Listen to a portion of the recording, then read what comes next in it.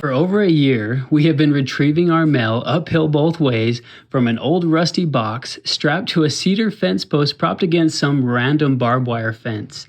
Like we don't even know whose fence. I thought it was pretty cool and a work of art.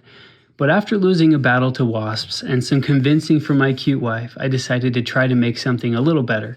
I dug around in the scrap pile and found some old beams that weren't too rotted out.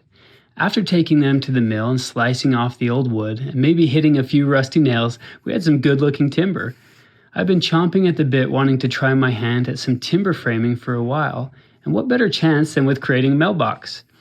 I didn't have a second to throw on the camera as I created all the mortise and tenons for this project, but here I am drilling the holes and adding the dowels, or pins as they're referred to. In honor of Holy Week, looking back I realized this project ended up looking like a cross.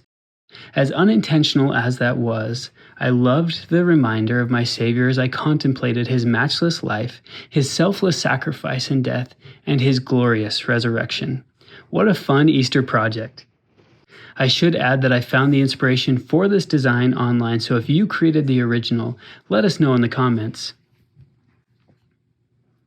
That top cross section I drove all the way through to the other side of the post, but the middle section, which would eventually support the mailbox, was too thick to do the same. So I only mortised halfway through the post on each side, so that the beam would have the illusion of going all the way through.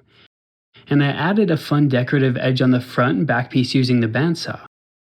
I also added this decorative brace that finished off the setup nicely. After sanding down all the pins, it was now time to create a platform to hold up the mailboxes.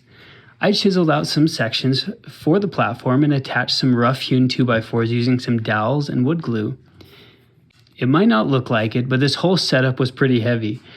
After dropping it in the hole, we leveled it and secured it. Rumor on the street is that charring wood helps prevent rot. I guess time will tell. We ended up dropping 5 bags of concrete in that hole.